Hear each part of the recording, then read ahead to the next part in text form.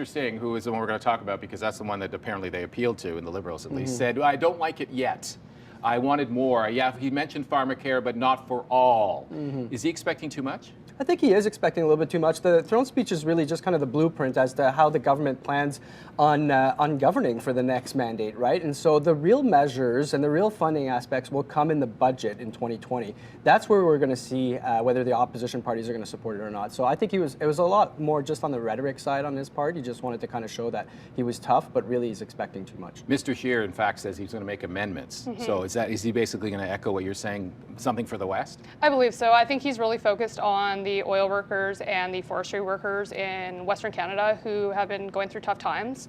So I believe that'll be a priority. And he also has his Alberta caucus that he has to make sure that they're represented and that their concerns are brought to the table.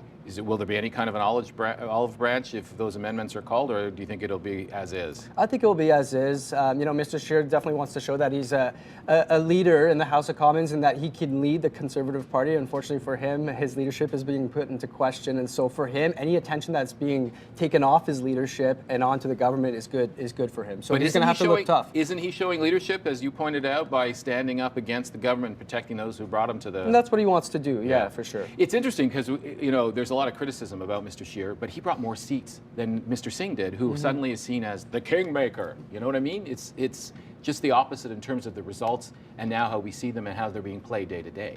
I think Mr. Singh needs to play to his base, and he's in the unique position where it is a minority government and different parties will have to prop up the Liberal government, and they only need one party to get their priorities passed. And to Josie's point, what's interesting is the Bloc yesterday have kind of said that they were going to support the throne speech because there's enough in there for the province of Quebec.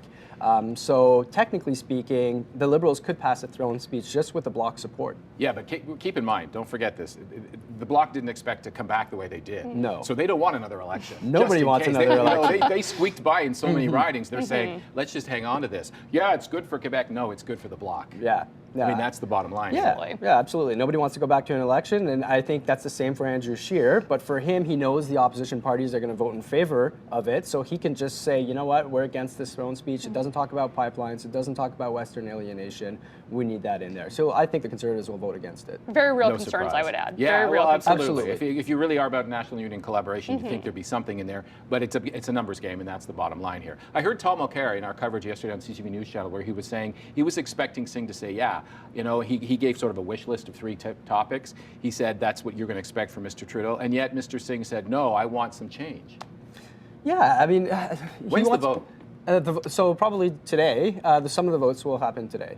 Yeah, but we're expecting Andrew Scheer to put in a modification to the throne speech as we speak. And it's probably, to your point, going to be about the pipelines, making sure that there's wording around that. Bottom line is don't expect a snap election here. I don't think so. The opposition doesn't want it, and let's face it, for right now, Mr. Trudeau can govern like a majority. Yeah. Certainly not anytime soon. We won't see it.